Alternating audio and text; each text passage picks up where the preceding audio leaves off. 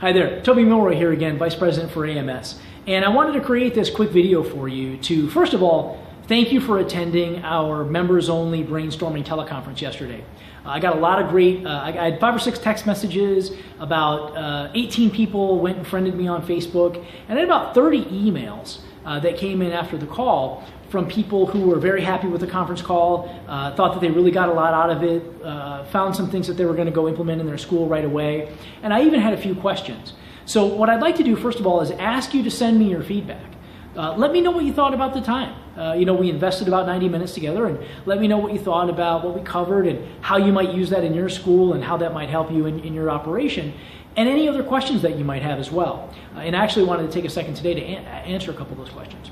But if you can cut a little YouTube video like this, just use your mobile phone or whatever the case might be, and send it over to me on Facebook, or send it to us here at the office. It would be better to do that. I'd be able to get it by email. Send it to answers@ourams.com. I'd love to see that. I'd love to hear from you. Okay? So that was number one. Second is this.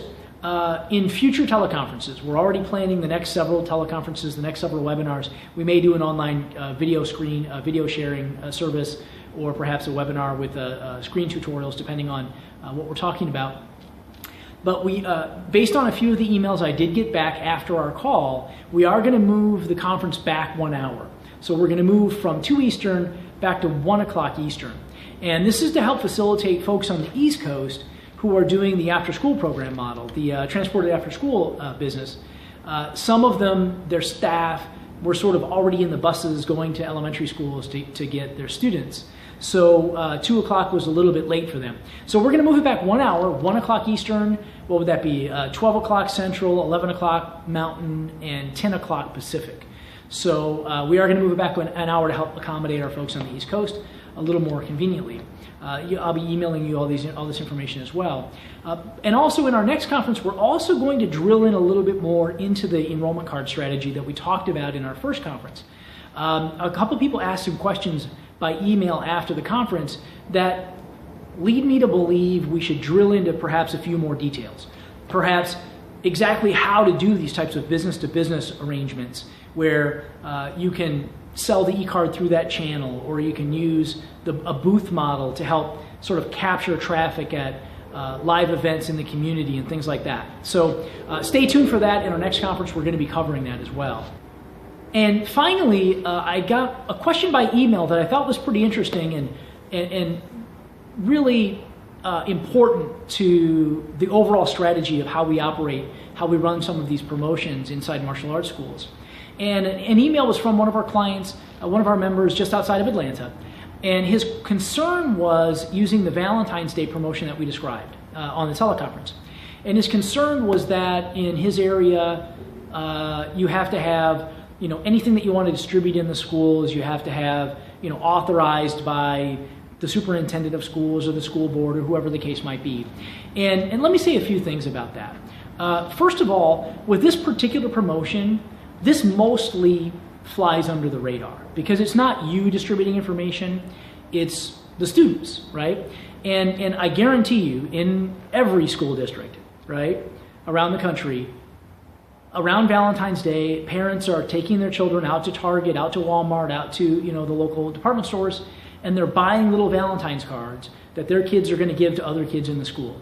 And none of those go through the superintendent either, right? So you have to be very careful to manage your thinking about these things. So let me get back to that in just a moment. The first big lesson is this promotion where students, the children students in your school distribute those sort of Valentine's cards to their friends.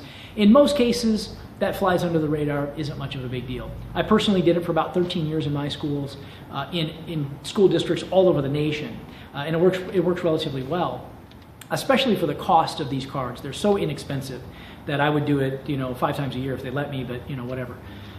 The second piece of it is this. There's tactics and then there's strategy. The tactics is what we talked about on the call. You send the letters to the parents, you distribute it by email, you make sure they know you're going to provide these cards, you then give each student a package of the cards, give them clear instructions on how to use them, how to give them to their friends and things like that. That's the tactical approach. The strategic vision on this, though, is, I think, very important. every school district around the nation that I've worked with has had similar prohibitions to distributing information, right? In fact, down here in Florida, where my locations were, my own locations were, and are, we have a very strict sets of policies. We have the Jessica Lunsford Act in Florida. We have many layers of compliance that one has to go through in order to interact with the elementary schools at a high level. And I can say this beyond any shadow of any doubt.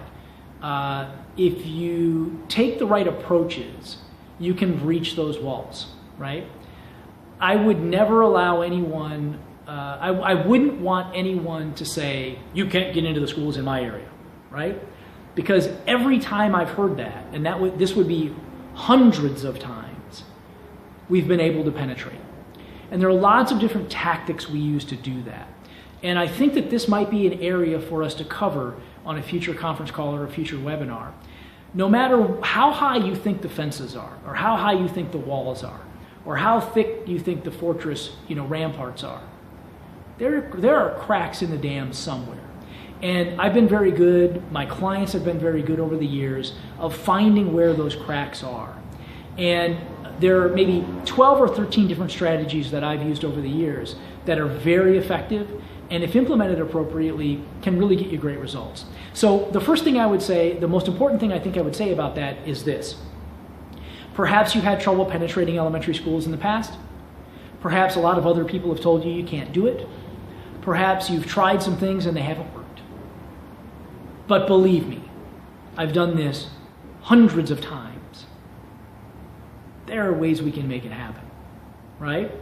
And again, this may require much more discussion in the future. But I would say at a higher level, question your thinking. Anytime you think something can't work or doesn't work, let's really drill into the tactics.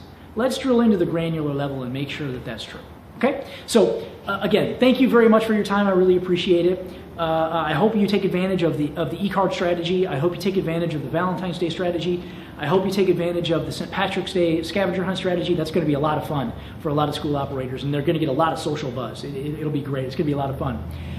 Send me your feedback, answers@ourams.com. I really want to see that. I really want to hear that. If you can do a little video like this and send it over to me, I'd love that. That'd be perfect. And if not, I'll see you next month. If not before, I'll see you next month at 1 p.m. Eastern, the second Tuesday of the month, 1 o'clock Eastern. Thanks so much for your time. I'll speak to you soon.